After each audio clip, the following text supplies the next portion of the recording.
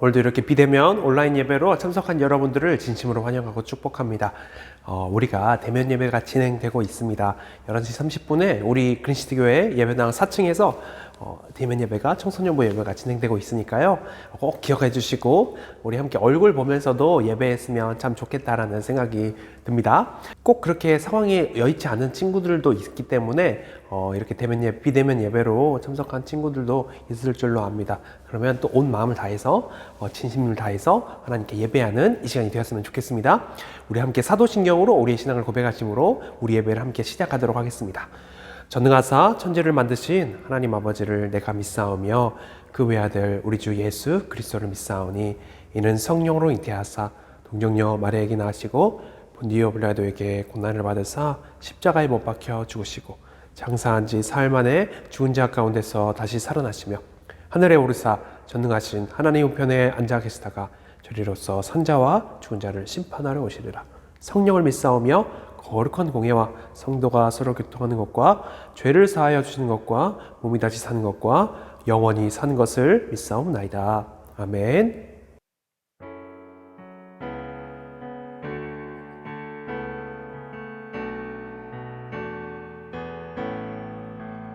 유월절 어린 양의 피로 나의 삶의 문이 열렸네.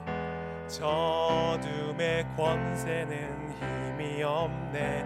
주 보혈의 능력으로 원수가 날 정죄할 때에도 난 의롭게 설 수 있네. 난 더 이상 정죄함 없네. 난 주 보혈 아래 있네. 난 주 보혈 아래 있네. 그 피로 내 죄 사했네. 하나님의 긍휼 날 거룩해 하시었네. 난 주 보혈 아래 있네. 난 원수의 어떠한 공격에도 더 이상 넘어지지 않네. 난 주보 우리 처음부터 다시 찬양해 보겠습니다. 유월절 어린 양의 피로 유월절 어린 양의 피로 나의 삶의 문이 열렸네. 저둠의 권세는 힘이 없네. 주 보혈의 능력으로 원수가 날 정죄할 때에도 난 의롭게 설 수 있네. 난 더 이상 정죄함 없네. 난 주 보혈 아래 있네. 난 주 보혈 아래 있네. 그 피로 내 죄 사했네. 하나님의 긍휼 날 거룩해 하시었네. 난 주 보혈 아래 있네. 난 원수의 어떠한 공격에도 더 이상 넘어지지 않네. 우리 후렴으로 다시 한번 찬양할까요? 난 주 보혈 아래 있네. 난 주 보혈 아래 있네. 그 피로 내 죄 사했네.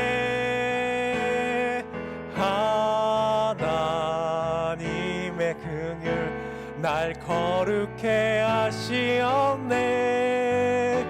난 주 보혈 아래 있네. 난 원수의 어떠한 공격에도 더 이상 넘어지지 않네. 난 주 보혈 우리 마지막으로 난 주 보혈 아래 있네. 난 주 보혈 아래 있네. 그 피로 내 죄 사했네. 하나님의 긍휼 날 거룩해 하시었네. 난 주보혈 아래 있네. 난 원수의 어떠한 공격에도 더 이상 넘어지지 않네. 우리 마지막으로 난 주보혈 아래 있네. 난 주보혈 아래 있네. 그 피로 내 죄 사했네. 하나님의 긍휼 날 거룩해 하시었네. 난 주보혈 아래 있네. 난 원수의 어떠한 공격에도 더 이상 넘어지지 않네. 난 주보혈 아래 있네. 아멘. 우리의 예배 가운데 예수님의 십자가의 보혈이 함께 덮으시고 또 우리를 하나님 앞으로 능히 나아가게 하실 것을 우리가 확신하면서 예배를 드리는 시간 되었으면 좋겠습니다. 기도하겠습니다. 하나님 감사합니다. 주일을 맞이해서 정해진 장소에 정해진 시간에 주님께 영과 진리로 예배를 올려드리는 이 시간을 허락해 주심에 감사를 드립니다. 우리 청소년부 한 명 한 명 주님께서 지켜주시고 이 세대를 살리는 이 세대를 이끌어 나갈 수 있는 훌륭한 리더들이 많이 나올 수 있는 우리 그린시티 교회 청소년부가 될 수 있도록 주님 인도하여 주시옵소서. 예배 속에서 오직 주님만 드러나게 해주시고 예배를 위해 섬기는 우리 찬양단과 선생님들 그리고 말씀 전하신 목사님 주님 은혜를 더하여 주시옵소서. 우리 이 말씀을 듣는 우리 청소년부 한 명 한 명이 그 말씀을 가슴에 새기고 또다시 세상으로 나아가서 승리할 수 있는 우리 청소년부 한 명 한 명이 될 수 있도록 주님 사랑과 은혜로 지켜주시옵소서. 예배의 처음과 끝을 오직 주님께만 맡겨드리며 이 모든 말씀 우리 주 예수 그리스도 이름으로 기도드렸습니다. 아멘.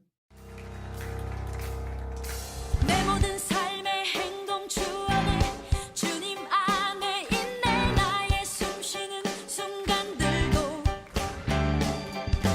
내 모든 삶의 걸음 주 안에 내 길도 주 안에 나의 숨쉬는 순간들도 Singing la la la la la la la la la la la la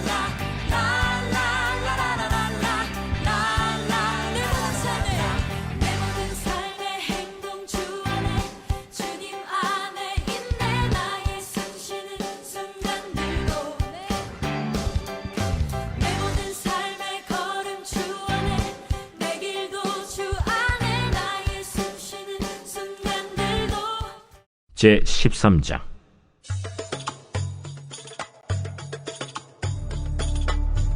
사울이 왕이 될 때 40세라. 그가 이스라엘을 다스린 지 2년에 이스라엘 사람 3,000명을 택하여 그 중에서 2,000명은 자기와 함께 믹마스와 베델산에 있게 하고 1,000명은 요나단과 함께 베냐민 기브아에 있게 하고 남은 백성은 각기 장막으로 보내니라. 요나단이 게바에 있는 블레셋 사람의 수비대를 치매 블레셋 사람이 이를 들은지라.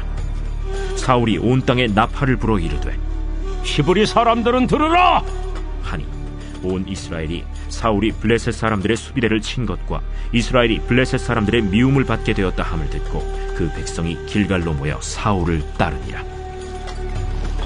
블레셋 사람들이 이스라엘과 싸우려고 모였는데 병거가 3만이요 마병이 6,000명이요 백성은 해변에 모래같이 많더라.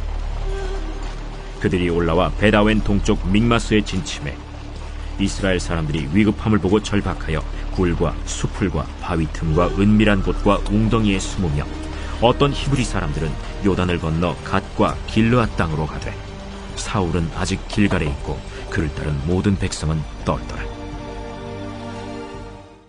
여러분, 우리가 영화를 보게 되다 보면 영화 장면 중에서 총상을 입은 장면이 있어요. 보통 이런 첩보물 같은 그런 영화에서 이렇게 총을, 권총 같은 총이죠, 뭐 이런 큰 총일 수도 있고요, 총을 딱 했을 때 총알이 예를 들어서 이 팔이나 뭐 몸통이나 뭐 다리 같은 데서 치명적인 피해서 이렇게 바뀌는 경우가 있습니다.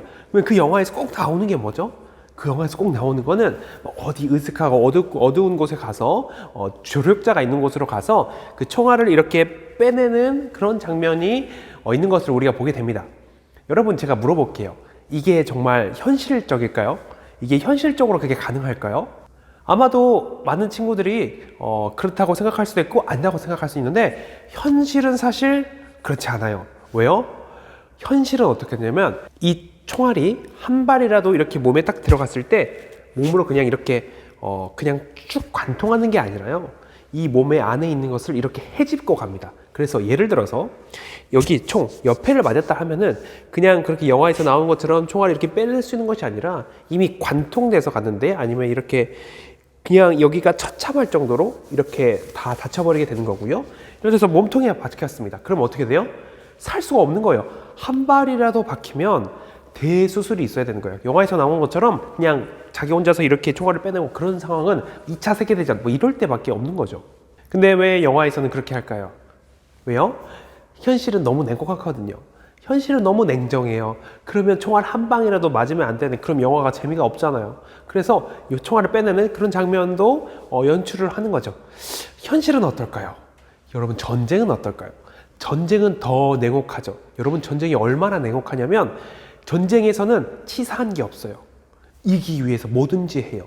여러분, 그 총알만 있을 것 같아요? 미사일이 날라와요. 핵폭탄이 날라와요. 근데 어떻게 그 전쟁에서 그 냉혹한 전쟁에서 살아남기 위해서 모든 걸 하는 전쟁에서 어떤 한 사람이 영화에서처럼 모든 것을 컨트롤할 수 있고 모든 것을 엎을 수 있는 그런 일들이 있겠어요. 여러분, 바로 그런 일이 오늘 사울 이야기에서 똑같이 일어나게 됩니다. 그러면 사울의 아들의 이름이 요나단이라는 사람이 있었는데 이 요나단이 사울이 왕이 된 다음에 상비군이 있는데 총 3,000명이 있게 됩니다. 2,000명은 사울과 함께 있고 1,000명은 아들 요나단과 함께 있게 되는데 이 요나단이 게바라는 곳으로 쳐들어가게 됩니다. 이 게바는 블레셋이라는 아주 강력한 이제 도시국가 나라들이 있었는데 그것들이 차지한 곳이었는데 이 요나단이 1,000명을 데리고 가서 1,000명인가 모르겠는데 아무튼 거기를 쳐버립니다. 그래서 블레셋 입장에서 갑자기 지금 이스라엘이 쳐들어온 상황이 된 거죠. 그래서 어떤 일이 일어나냐면 블레셋이 이 쳐들어온 이 이스라엘을 완전히 밟아버리겠다라고 생각을 하게 됩니다. 왜냐하면 사울이 이제 이스라엘이 점점 성장하는 것을 보게 되는 거거든요. 이스라엘은 원래 사사로 운영되던 시스템이었는데 사사가 아니라 이제 똑같이 왕이 생깁니다. 그리고 왕이 생겨서 어떻게 해요? 옆에 있는 나라를 이기게 됩니다. 그리고 상비군을 만들었어요. 그리고 이 상비군을 만들어서 자기 나라를 침공했어요. 그러면 블레셋 입장에서 강력한 강대국의 블레셋 입장에서 느끼기엔 어떻겠어요? 얘가 슬슬 올라오네, 얘가 슬슬 커지고 있네, 얘를 밟아버리겠다라고 하는 거게 되죠. 그래서 어떻게 해요? 영혼을 끌어모아요. 이 블레셋의 모든 그 병력들을 끌어모은 것 같아요. 보니까 병거가 있고요. 병거는 이때 당시에 지금 오늘날로 따지자면 마치 탱크 같은 거죠. 병거와 마병, 기마병이죠. 기마병이 여러분 얼마나 그 보병하고 상대가 안 돼요. 기마병이 얼마나 많은 사람들이 있었고 또 보병들은 셀 수도 없이 걸어다니면서 싸우는 보병들을 셀 수도 없이 엄청나게 진짜 영혼까지 끌어모아서 마치 영혼의 한타를 하기 위해서 온 것처럼 정말 블레셋이 끌어모아서 이스라엘 쳐들어오게 됩니다. 여러분, 이스라엘 입장에서 어땠을까요? 이스라엘 입장에서는 굉장히 무서웠을 것입니다. 왜냐하면 그것을 상대할 수 있는 병력이 없거든요. 이스라엘 상비군이라고 해봤자 3,000명인데 이 3,000명은 저 마병에게 상대가 안 되거든요. 근데 그 마병보다 더 많은 병거가 있고 그것보다 더 많은 보병들이 블레셋에서 오고 있다는 거죠. 그래서 이스라엘 사람들이 그 이야기를 듣자마자 엄청나게 공포에 두려워 떨게 됩니다. 그래서 자기들 어느 곳에서 숨게 되는 거예요. 사무엘이 그래서 이렇게 블레셋이 쳐들어오자 온 이스라엘에게 다 말을 돌려서 다시 군대를 모으게 됩니다. 몇 명인지 말하지 않아요. 근데 제 생각에 아마 그렇게 블레셋과 비교했을 때 많지 않은 숫자였을 것 같습니다. 블레셋과 비교해서 많지 않은 숫자인데 그 숫자들이 모여서 싸우기 위해서 이제 길갈에서 기다리고 있는 그런 상황이에요. 그런데 이스라엘은 전쟁을 하기 전에 무엇을 하냐면 하나님께서 함께 하셔야지 전쟁이 이길 수 있기 때문에 선지자를 불러서 사무엘을 불러서 지금 당시 사무엘이죠. 사무엘을 불러서 제사라는 하나님의 제사장을 불러서 제사를 하는 그런 일들이 있었습니다. 그런데 사무엘이 문제는 오지 않는 거예요. 사무엘이 지금 오지 않고 있는 거예요. 여러분 여기 옆에 보게 되면은 이 영화를 혹시 본 적이 있을까요? 127시간이라는 영화입니다. 이 영화는 뭐냐면 이 주인공의 취미 생활이 이런 험지를 이렇게 하이킹하는 그런 취미를 가지고 있었는데 사람도 아무도 없는 곳에서 이렇게 조난을 당하게 되는 거죠. 그래서 어떻게 해요? 오른손이었던 것 같아요. 오른손에 이렇게 큰 바위가 깔리게 되어서 이렇게 이 오른손 때문에 옴짝달싹 할 수 없는, 그래서 이 오른손 때문에 밥을 먹을 수 없고 움직일 수 없는, 빠져나갈 수 없는, 거기서 서서히 말라 죽어야 할 그런 상황에 있는 영화예요. 근데 이 영화에서 이 사람이 어떻게 하는 줄 알아요? 여러분 이 사진 보여요? 이게 실화거든요. 실화인데 이 사람이 어떻게 해요? 자신의 오른팔을 잘라버려요. 오른팔을 자르고, 그러면 이 팔이 없잖아요. 피가 뚝뚝 떨어지잖아요. 근데 이거를 지혈을 하고 나와서 살게 됩니다. 여러분 127시간이에요. 그럼 며칠이에요? 127시간에서 고민을 하고 사투를 한단 말이죠. 그래서 결국에 살기 위해서 자신의 오른팔을 포기해야 하는 이 사람의 마음은 어떠했을까요? 이렇게 좀 제정신이 아닌 것 같은, 자신을 살기 위해서 오른팔을 자를 수 있는 게 뭐예요? 인간이에요. 그만큼 살고 싶다고요. 여러분 할 수 있겠어요? 이 사람이 옛날 사람도 아니고 현대인이라고요. 근데 살기 위해서 그걸 선택한 사람이라는 거죠. 옛날에는 어땠을까요? 더 정글이었고 더 야생이었던 옛날에는 어땠을까요? 지금 이스라엘 사람들은 그 블레셋과 비교해서 이길 수가 없는 상태예요. 블레셋은 병거와 마병이 있고 그다음에 수많은 셀 수 없는 병사들이 있어요. 그리고 이 이스라엘은 오합지졸이에요. 여기는 상비군인데 여기는 오합지졸이란 말이에요. 그런데 그러면 하나님께서 함께 하셔서 이 전쟁이 이길 수 있게 해주셔야 되는데 지금 이 이스라엘에 누가 안 와요? 사무엘이 안 온다고요. 사무엘이 와서 하나님께 제사를 드리고 하나님께 기도해야지. 저번처럼 싸워서 이길 수 있는 건데 사무엘이 안 온다고요. 그래서 지금 어떤 상태? 사울은 지금 멀뚱멀뚱 이렇게 쳐다보고 있는 거죠. 불안한 눈빛으로 쳐다보고 있는 거예요. 사울도 담대하진 않았겠죠. 왜냐하면 당연히 질 수밖에 없다라는 것을 알았기 때문에. 그러면 지금 어떤 상황이에요? 병사들이 보고 있는 거는 지금 저 많은 블레셋의 군사들과 오지 않는 사무엘, 그리고 사울이 불안해하는 모습을 보면서 어떤 생각이 들어요? 이 전쟁은 이길 수 없는 싸움이구나. 이 전쟁은 그냥 싸우면 그냥 목숨을 잃어버리는 싸움이겠구나. 전쟁이겠구나 라고 해서 어떻게 해요? 탈영병이 계속 늘어나게 됩니다. 계속해서 도망가게 돼요. 그래서 계속해서 군사가 줄어드는 바로 그런 상황이에요. 여러분 같은 경우에 어떻게 하게 되겠습니까? 여러분 같은 게 그런 경우에 어떻게 행동을 할 것 같아요? 사울은 이렇게 행동을 하게 됩니다. 사울은 바로 사무엘을 기다리지 않고 자신이 제사를 드리게 됩니다. 지금 사울이 2개의 제사를 드리게 되는데 번제와 화목제를 드리게 되는데 번제를 끝나자마자 누가 와요? 사무엘이 와요. 7일을 기다렸는데 안 왔어요. 약속한 기간이 끝났는데 오지 않았어요. 그래서 사울이 빠져나가는 병력을 어쩔 수 없어서 그 병력 사람들을 보면서 사람들이 떠나가지 않고자 그들을 안심시키고자 대신해서 하나님 앞에 제사를 드리게 되는데 마침 그때 누가 온다고요? 마침 그때 사무엘이 온다고요. 마침 그때 사무엘이 와서 뭐라고 말을 해요? 이렇게 말을 하죠. 사무엘상 13장 13절 14절이죠. 사무엘이 사울에게 이르되 왕이 망령되이 행하였도다. 왕이 하나님 여호와께서 왕에게 내리신 명령을 지키지 아니하였도다. 그리하였더라면 여호와께서 이스라엘 위에 왕의 나라를 영원히 세우셨을 것을 지금 왕의 나라가 길지 못할 것이라. 여호와께서 왕에게 명령하신 바를 왕이 지키지 아니하였으므로 여호와께서 그의 마음에 맞는 사람을 구하여 여호와께서 그를 그의 백성의 지도자로 삼으셨느니라 하고. 여러분 지금 사울 입장에서 굉장히 억울하겠죠. 왜요? 오지 않았잖아요. 블레셋은 저렇게 많고 백성들은 떠나가고 군사들은 점점 줄어갔는데 전쟁에서 이길 수 없고 패배할 수밖에 없는 상황에서 사무엘이 오지 않았으면서, 사무엘 자기가 오지 않았으면서 오자마자 하는 말이 뭐예요? 지금 당신이 잘못했다. 지금 당신이 죄를 지었다. 하나님 앞에 죄를 지었다라고 말하면서 그렇게 사울에게 오히려 탓을 돌리고 있는 거예요. 약속을 지키지 않는 사람은 사무엘인데 왜 그랬을까요? 여러분 하나님께서 지금 이 이야기를 통해서 우리에게 뭐라고 말씀하실까요? 여러분 제사는 제사장이 드려야 합니다. 그런데 지금 사울은 뭐예요? 왕이긴 하지만 제사장은 아니죠. 사울은 제사를 드릴 수 있는 권한이 없는 거죠. 여러분 제사가 아무것도 아닌 것 같아도 여러분, 하나님 앞에 나아갈 수 있는 자격이 있는 거죠. 그게 그 권한이 따로 부여되어 있는 거죠. 오늘날에는 우리 모두가 나아갈 수 있기 때문에 아무런 생각이 없지만 여러분, 지금 이 구약에서 우리가 깨달아야 되는 건 뭐예요? 아무나 예배할 수 없다는 거예요. 아무나 하나님 앞에 제사 드릴 수 없다는 거예요. 아무나 하나님 앞에 나아갈 수 없다는 거예요. 여러분, 이것을 통해서 우리가 알 수 있는데 사울이 아무나 나갈 수 없는데 자기가 나갔다는 거죠. 그랬을 때 하나님께서 어떻게 반응하세요?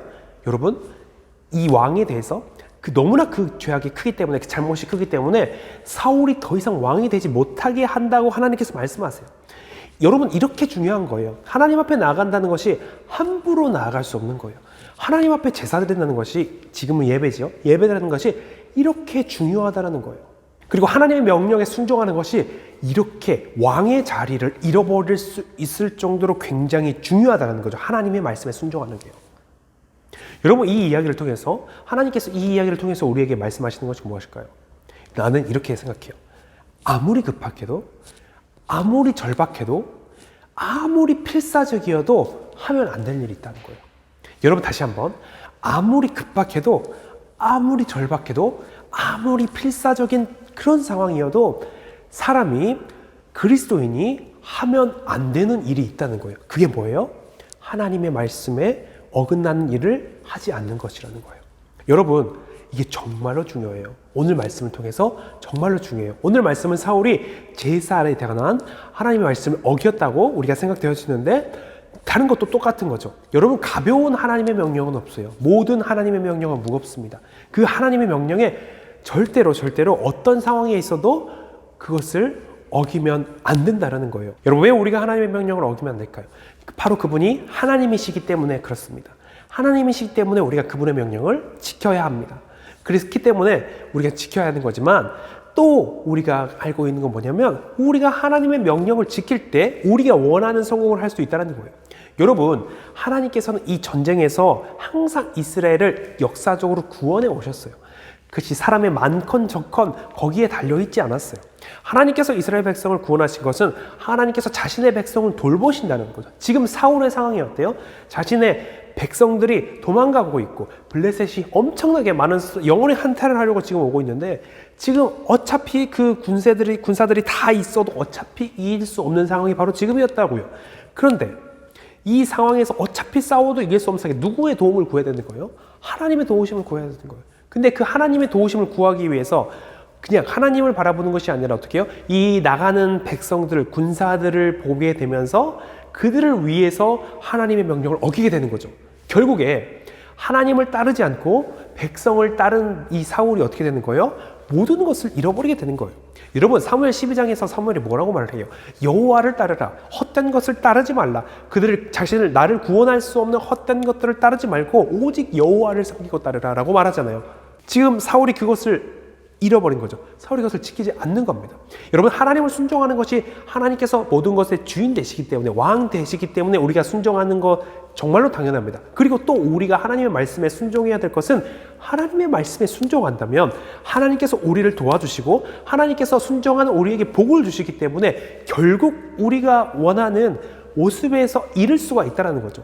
우리가 행복하기 위해서 오히려 우리는 우리의 마음대로 행동하는 것이 아니라 내가 생각하는 대로 저 사람들이 어떻게 하는 거에 따라서 행동하는 것이 아니라 나는 오히려 하나님의 말씀에 따라서 행동할 때에 우리는 행복할 수 있다는 겁니다. 하나님으로부터 오는 행복, 하나님께서 주시는 그 복으로 인해서 우리는 오히려 하나님의 말씀에 순종할 때에 훨씬 더 많은 기쁨과 행복을 얻을 수 있다는 겁니다. 여러분, 오늘 이 이후로는 더 많은 이야기들이 있는데 오늘 여기까지 해볼게요. 그러면 오늘 이야기에서 우리가 아는 건 뭐예요? 여러분, 하나님의 말씀에 순종해야 되는 거예요. 그것이 옳은 일입니다. 여러분, 그것이 옳은 일입니다. 그리고 그것이 더 좋은 일입니다. 하나님께서 그 옳은 일을 한 사람에게 더 좋은 일을 주십니다. 여러분, 오늘 사울같이 되지 않았으면 좋겠습니다. 자신의 상황이 너무나도 급박해서 여러분이 어떤 상황이든지 시험이 너무나도 급박해서 아니면 정말 여러 가지 관계적으로 또 여자친구, 남자친구나 또 가족적으로 안 좋은 상황이 있을 때에도 여러분 하지 말아야 할 일이 있는 거예요. 그게 뭐예요? 하나님의 말씀에 순종하지 않는 일을 하면 안 된다는 겁니다. 오히려 그것이 우리를 파멸로 만들고 우리를 더 어렵게 만들기 때문에 그렇습니다. 여러분, 이 말씀을 생각하시면서 함께 기도하셨으면 좋겠습니다. 여러분, 하나님께서 우리에게 순종하라 하신 것은 우리를 위함입니다. 우리가 잘 되기 위해서입니다. 오히려 하나님께서 자신을 위하신다면, 하나님께서 편하고자 하신다면 우리에게 이런 요구를 하실 필요가 전혀 없으십니다. 그렇기 때문에 우리가 오늘 기도하셨을 때 이렇게 기도하셨으면 좋겠습니다. 하나님, 제가 하나님의 명령을 따르는 것이 더 좋은 것임을 이해할 수 있게 해주시고 감정적으로도 깨닫게 해주십시오라고 기도하셨으면 좋겠어요. 그리고 하나님의 명령에 어떤 상황에 있어든지 따를 수 있게 해주십시오. 급박한 상황이거나 절박한 상황이거나 그 모든 상황에 있어도 하나님의 명령에 따를 수 있게 해주십시오라고 우리 함께 기도하도록 하겠습니다.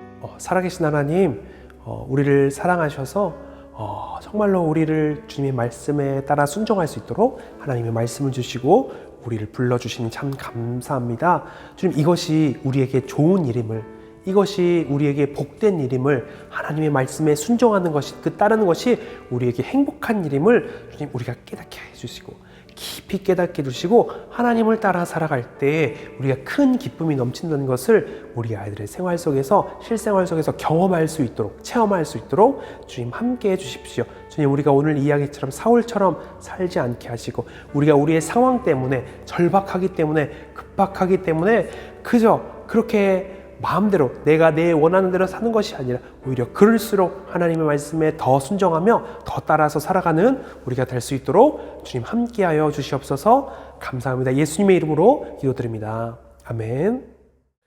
우리 함께 헌금하는 시간 가지겠습니다. 우리가 하나님 앞에 온전한 예물, 온 마음과 정성과 진심을 담아서 하나님 앞에 드리는 예물을 이 시간 하나님 앞에 올려드리도록 하겠습니다. 직접 나와서 대면 예배로 지금 진행되고 있으니까요. 직접 와서 예배를 드리면서 예물을 드리고 싶은 친구들은 나와서 대면 예배 때 함께 드려도 되고요. 그렇지 않다면 지금 앞에 나가고 있는 계좌번호로 우리의 마음을 담아서 온전하게 예물 드리는 우리가 되었으면 좋겠습니다.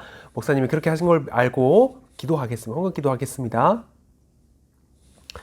살아계신 하나님 아버지, 이 예물을 드리는 것은 하나님께서 우리의 모든 것의 주인 되신다는 우리의 고백입니다.